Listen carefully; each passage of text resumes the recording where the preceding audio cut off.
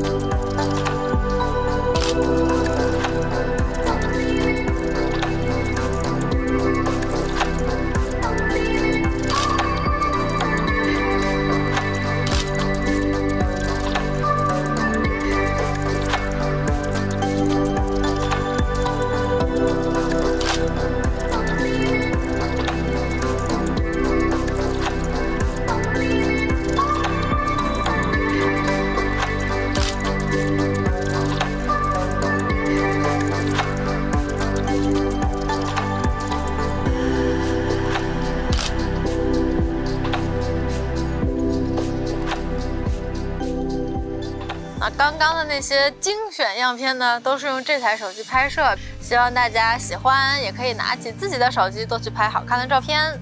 欢迎收看 ZPH， 我是刀吴，我是长长。我们的节目呢会聊手机、聊摄影、聊关于手机摄影的话题。如果期待这期节目，期待这台手机的测评结果，记得点个赞、点个关注再看呢。OK， 那么下面就来好好看看这台手机在影像方面的表现怎么样。13 Pro Max 跟前几代一样，后摄还是3颗镜头，只不过长焦这代变成了3倍的长焦啊，当然了，也可以说它是中焦镜头。右下角的激光雷达扫描仪就算是辅助镜头吧。这期的 iPhone 我们干脆先从录像开始说吧。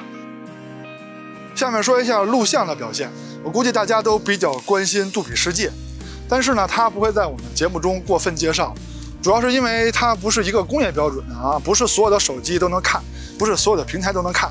虽然说它的效果非常不错，但是它是建立在好的显示器的基础之上。也就是说，如果你有好显示器，那么你看一般格式的 H264、H265， 它的效果也会非常好。那如果你的显示器不好呢，你看杜比世界它也不好。但是这里呢，我们主要说一下这回它新加入的电影模式。这个功能非常不错啊！一开始我们并不觉得它有多神奇，结果用了之后才知道它是纯计算出来的景深。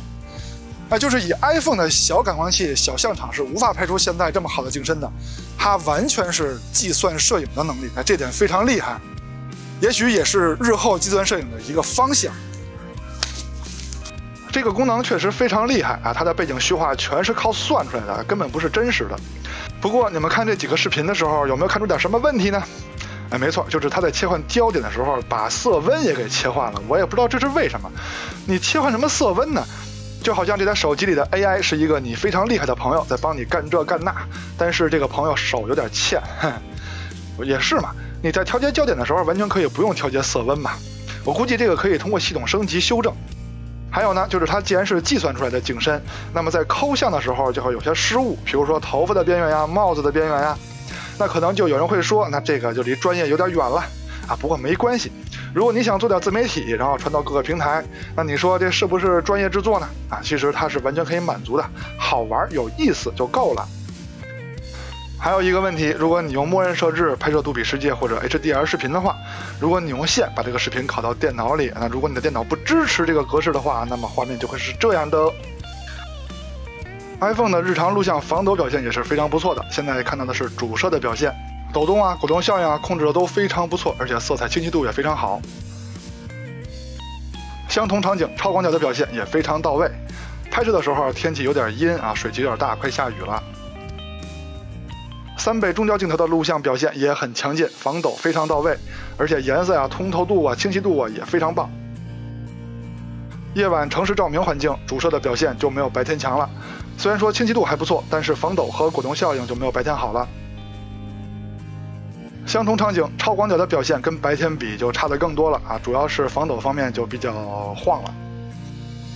女流氓小巷录像的最暗的场景，主摄的表现还可以，亮度不错，清晰度也不错，防抖呢还说得过去。超广角在这个场景就拍不到什么了。那么录像环节我们就讲完了，这次我们挪到前面讲了。那么下面呢，我们就来好好讲讲他们每颗镜头的光学素质怎么样。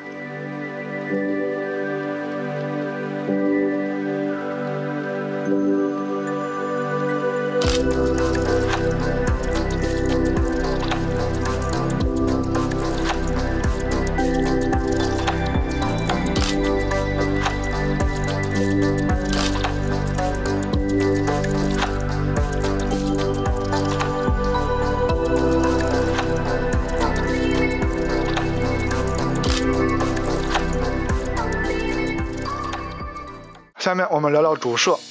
iPhone 的每颗镜头使用的感光器，厂商都不会告诉你的。当然了，我们查的参数呢可能也有错不过没关系，这个影响不了它后面的光学表现。不过呢，它的光圈是非常大， 1.5。上样片，主摄拍摄的色彩方面我很喜欢，很亮堂，很鲜明。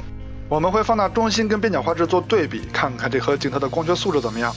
中心画质比较优秀，但是有锐化的痕迹。左上角画质嘛，越靠近左上角画质下降的越多尤其是最左上角。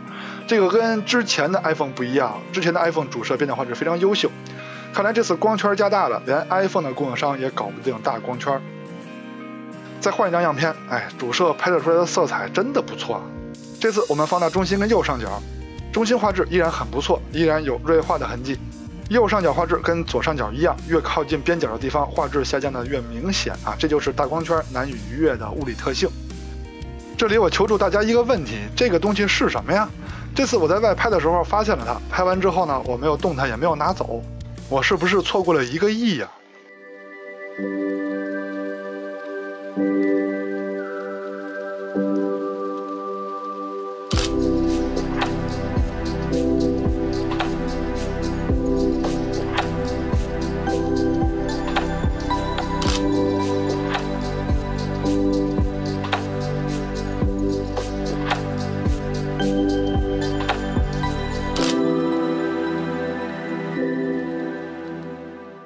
聊聊超广角镜头，感光器的尺寸虽然说不大但是光圈是真够大的。iPhone 12 Pro Max 是 2.4， 它这回一下就变到了 1.8， 但是后果是严重的。成像风格方面，超广角跟主摄一样，不是那种非常艳的，但是很通透，颜色很不错的那种。但是如果您的显示器够好，此刻就应该能看见它的边角画质了吧。那么我们放大中心跟边角做对比，中心画质没问题，左上角画质一言难尽以苹果的口碑，这算翻车吗？再换一张样片吧，这回我们放大中心跟右上角颜色方面我还是很喜欢的，但是这个边角画质看来大光圈连苹果的供应商也搞不定何必呢？何苦呢？上这么大光圈。不过当时的拍摄环境水汽比较大，光线在空气中的漫反射比较多。下期呢，我们会找一个晴天再拍一回在对比视频中再看看 iPhone 的表现。不过目前看不太乐观超广角是可以拍摄微距的，而且效果还不错。你可以用超广角直接接近被摄物体，也可以用主摄接近被摄物体，那么它就自动切换到超广角拍了。长焦也可以拍摄微距，只不过涂抹感比较严重。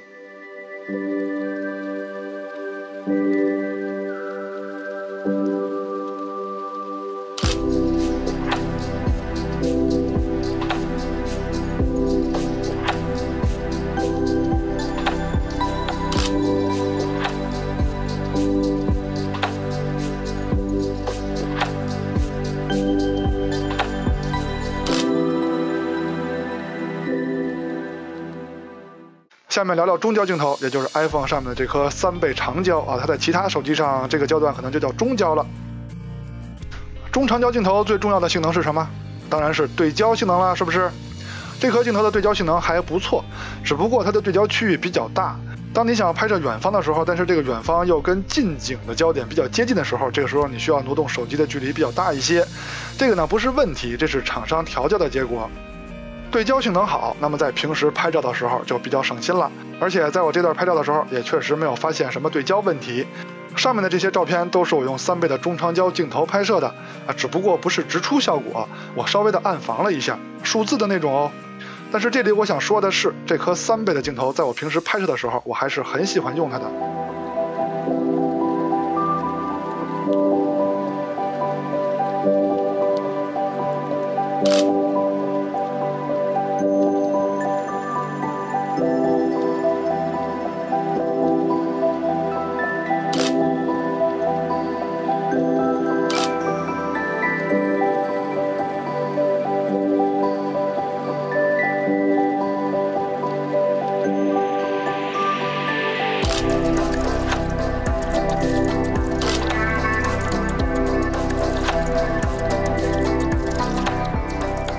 苹果的前摄有2个模式，照片就是原相机，效果特别死亡，有2个焦段可以多人自拍用。但是如果你用这个跟女孩合照，切记一定要修一下。在人像模式里有一些死亡滤镜可以选，还可以调节一下光圈，虽然这个自拍的时候没啥用。苹果的前摄呢一向没有美颜，就是真实的我根本不想录这一期。但是该说不说，它背景虚化效果其实挺棒的，可以调节光圈大小，而且整体效果也很自然。苹果的人像模式整体效果还是令人满意的，我跟厂商都觉得还可以。它的人像模式并不是像某些国产品牌那样一定要把肤色拍得粉粉嫩嫩的，但是它的人像肤色跟环境交代的还是比较恰当的，还是比较和谐的。最起码用它的人像模式拍完照片之后给女孩看，不至于遭到白眼儿。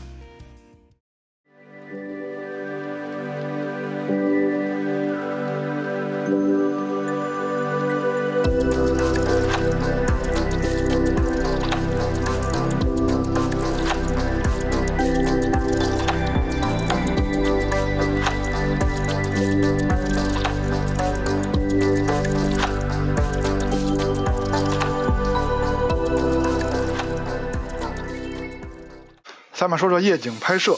iPhone 这台手机呢是可以关闭自动夜景的没错，我们节目特别讨厌自动夜景，讨厌手机给你做主。我想拍暗点的时候，自动夜景不要跳出来给我捣乱我想拍亮点，我就用夜景模式不就完了吗？但是 iPhone 上面是没有夜景模式的选项的，它只不过是自动夜景的加强版，你可以自己调节曝光的时间，那么这个就算是夜景模式了。城市灯光照明环境下 iPhone 拍出来的照片夜景氛围很足只不过暗处细节要是再丰富一些就好了。再换一个稍微暗一点的环境，我们的样片是一个比一个暗的这个场景下主摄的亮部细节还原的不是很好，相对比这一点超广角的表现还是不错的。夜景的城市道路上主摄的表现还是非常优秀的，细节很多，而且夜景的氛围很足，相比之下超广角的细节就少一些了。再换一个更暗的环境这一组的夜景氛围还是很足，还是那句话，就是暗部的细节再丰富一些就好了。女流氓小巷的光线就比较暗了，手机到这都应该打开夜景模式或者自动夜景了。主摄的直出表现还是可以的，还挺好。自动夜景呢比直出更好了，但是细节并没有多出很多并不是天翻地覆的变化。超广角在这个环境下，直出跟自动夜景的差别就比较大了自动夜景的表现明显更好。祖传深处场景直出是彻底没戏了，就必须得用自动夜景拍摄了，而且自动夜景的效果还很好。超广角在这个环境下当然也得自动夜景了，只不过自动夜景的细节也不多，只是亮度还可以。到了祖传神树 Pro 场景，自动夜景的表现也不太行了。工业设计方面，从后面看没什么可说的，基本上跟 iPhone 12系列差不多，但是后摄区也稍微大了一些面积跟体积方面稍微大了一些。正面呢就是刘海慢慢变成兔牙了，只不过这个兔牙虽然宽度变窄了，但是高度可变高了，也就是说它更厚了。机身厚度方面，苹果一直控制就不错，这次 iPhone 13 Pro Max 也不厚，7.6毫米多一点，但是后摄的凸起比 iPhone 12系列可高了很多。虽然机身厚度控制得很好，但是机身重量可不行了，240多克绝对算很沉的手机了。最要命的呢是它的边角比较锐利，拿在手里真有点硌得慌。至于它的性能发热跑分这一直不是我们节目的重点，我们下面就直接总结一下这台手机在影像方面的表现。iPhone 13 Pro Max 相比上一代，主摄跟超广角的光圈都加大了。大光圈在进光量提升的同时，势必会对光学素质带来压力，尤其是边角画质。虽然主摄的下降程度还在我的预期范围，但是超广角的边角画质可以说是我们聊过的手机中最差的一档了。这点在我用之前是无法想象的。以苹果以往的口碑，这算不算是翻车呢？如果我在标题里加上翻车二字，那算标题党吗？这点还是由你们来说吧。好在除了边角画质，主摄跟超广角的表现还算是优秀，而且超广角的微距能力我感觉也增强了。3倍镜头的表现还是让人放心的。2.8的光圈相比上一代产品变小了，焦段却变长了，整体表现还是对得起旗舰机中的中焦镜头的表现的。视频的表现一如既往的稳健，这次加入的电影效果模式很好玩，约上3-5好友一起玩，一起拍短片，肯定很欢乐。虽然浅景深的效果是模拟的，但是欢乐是最重要的。夜景的表现不算顶尖，主要是暗光下的细节展现还不算优秀，而且夜景灯光下的鬼影还是有的。虽然这期节目我们没有特意展现，但还是有。但是能关闭自动夜景的手机，我们都要点赞。